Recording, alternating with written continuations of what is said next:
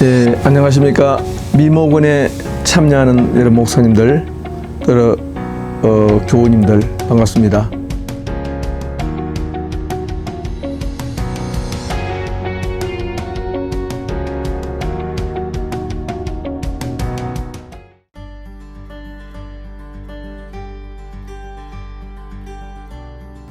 제가 오늘 소개할 책은 스털링 파워 램프레이트라는 사람이 쓴 책입니다. 1955년 출간된 책인데요. 영어 제목은 Our Philosophical Traditions, 우리의 철학적 전통들이라는 뜻입니다. 1992년에 서울대학교 철학과 교수 김태길 교수의 사면에 의해서 번역됐는데, 그때부터 이 책은 보통 서양 철학을 전공하는 사람들에게 고전이 되었습니다. 그런데 이 스털링 파워 램프레이트라고 하는 이 사람이 쓴 서양 철학서가 가장 철학의 발생 순서를 따라서 철학과 철학 사이의 인과관계 또는 연관관계를 서술을 참 잘했습니다. 그래서 이 책이 표준적인 책입니다. 이 책을 읽고 나서 윌 두어런트의 철학 이야기, 버트란트 러셀의 서양 철학사, 또는 요슈타인 가르드가 쓴 소피아의 세계, 이런 책들을 읽어보면 좋습니다.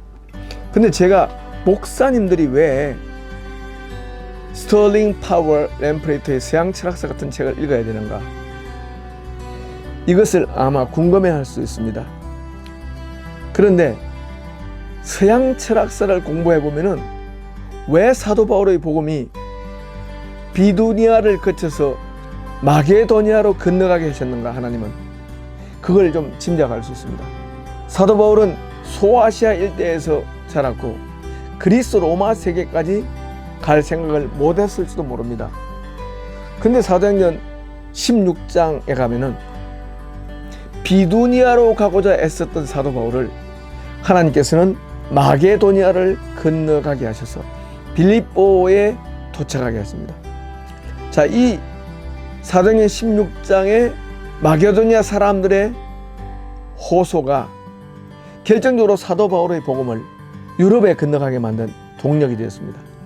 그런데 여러분, 섭리사적으로 볼 때요, 어떻게 기독교 복음이 아시아가 아니라 유럽에 먼저 건너가서 유럽에 이미 존재하던 철학의 틀에 복음이 담겼는가, 참 궁금하죠. 이 책은 아리스토텔레스가 쓴 행위상학이란 책과 더불어 왜 기독교 복음이 사도 바울 시기에 서양으로 건너갔는가를 이해할 때 도움이 됩니다.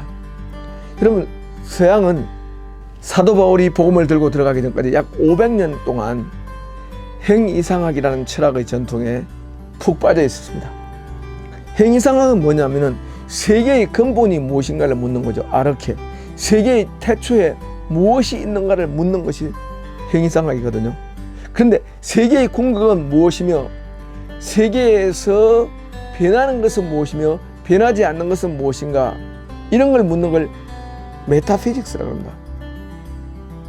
메타피직스가 500년 동안 유럽을 지배하고 있었던 철학의 전통이었거든요. 그런데 이걸 다른 말로 말하면 메타피직스라고 하는 철학은 신학적 질문이었습니다. 사실은 세계의 태초에 뭐가 있었는가, 세계의 궁극적 존재 기반은 무엇인가, 변하는 것은 무엇이며 불변하는 것은 무엇인가, 이런 걸 묻는 것을 행위상학이라 그렇게 말하거든요. 메타피직스. 근데 사도 바울이 유럽에 복음을 들고 가기 전에 유럽 철학은 온통 행위상학적 질문에 매몰되고 있단 말이죠. 그러니까 요즘 말로 말하면 신학입니다. 철학으로 하는 신학이 바로 행위상학입니다. 그런데 놀랍게도 서양 철학은 기독교 신학이 나중에 차용할 수밖에 없는 아주 좋은 철학적 틀을 몇 가지 가지고 있었습니다.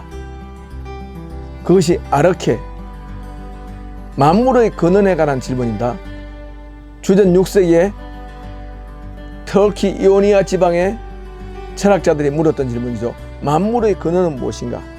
6세기 철학자 탈레스는 만물의 근원은 물이라 그랬죠.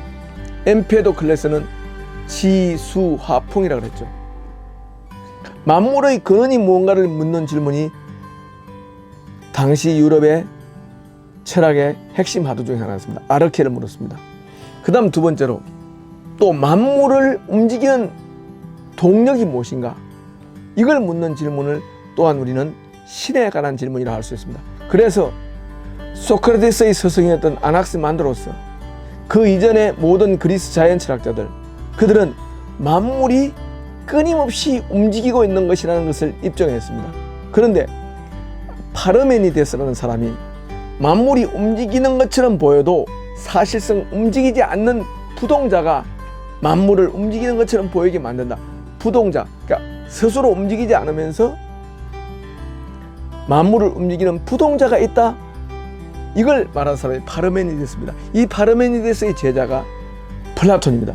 그러니까 파르메니데스는 부동의 동자, 즉 움직이지 않는 불변자를 가르쳐서 플라톤에게 상속시키고, 소크라테스는 그 부동자는 지성적인 존재 또는 영적 존재 또는 지성 또는 이성이라고 알려줬습니다. 그러니까 만물의 근원이 물질이 아니라 이성이라는 걸 알려준 거죠. 이거는 성경의 하나님과 유사한 개념에 도달한 겁니다. 우리가 돌아보는 것은 보이는 것이 아니니 보이는 것은 잠깐이요, 보이지 않는 것은 영원합니다. 보이는 것과 보이지 않는 것 사이를 구분했던 그리스 행위상학을 아는 사람에게는 바로 이해가 되는 말이죠. 요한복음 1장입니다. 태초에 말씀이 계십니다. 엔 아르케. 아르케란 말이 바로 요한복음 1장에 나오잖아요.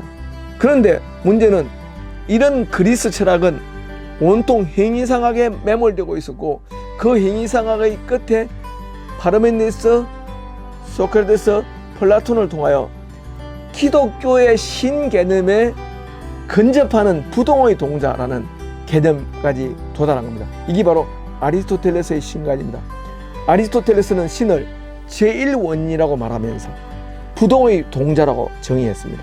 그러니까 본인은 불변하지만 모든 피조물을 움직이고 활동하게 만드는 이런 부동의 동자가 절대자라는 개념을 은근히 품고 있던 그 그리스 철학의 세계에 사도 바울이 바로 하나님이라는 이해를 가져왔습니다. 그러니까 하나님이라는 이 존재는 그리스 사람들에게 금방 납득되는 부동의 동자였고 제1원인이었고 만물을 움직이는 만물 배후에 있는 정신이었다는 것이죠.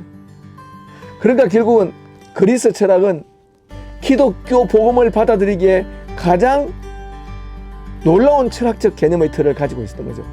그 당시 기준으로 볼 때 만일에 사도 바울이 비두니아로 가고자 했으면서 저 페르시아를 거쳐서 인도를 거쳐서 후한시대 한나라까지 만일에 갔다면 이거는 굉장히 사상의 고봉준자를 만나서 격렬한 사상전을 해야 됩니다. 그런데 그 당시에 유독 기독교 복음과 상호 부합하면서 절충하면서 서로를 온전케 지지해주는 철학적 틀이 있었는데 그게 바로 유럽에 있던 그리스 철학 전통입니다. 그래서 사도 바울은 그의 서신에서 서구 철학사에 있던 그런 행위상학적인 용어를 많이 씁니다. 히브리서도 쓰고 있고 요한복음도 쓰고 있고요. 바울 서신이 쓰고 있습니다. 그래서 스털링 파워 램프레트 이 책은 1장부터 3장까지가 기독교 복음을 받아들이기에 합당하게 준비되어 있는 서양 철학사의 행위상학적 탐닉, 행위상학적인 그 메모를 가정을 보여줍니다. 그 다음 제2부 4장부터 7장은 중세 철학을 이해할 때 결정적으로 중요합니다. 그 다음에 3부 건세 철학, 기독교 신학 역사의 참고서와 같습니다. 그런데 여기는 종교적 용어가 하나도 없습니다.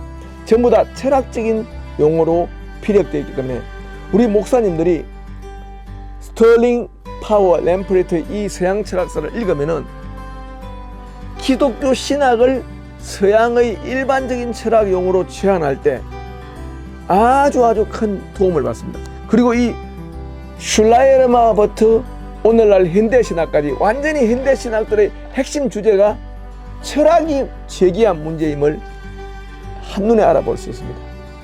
그래서 폴 TD가 그런 말을 했죠.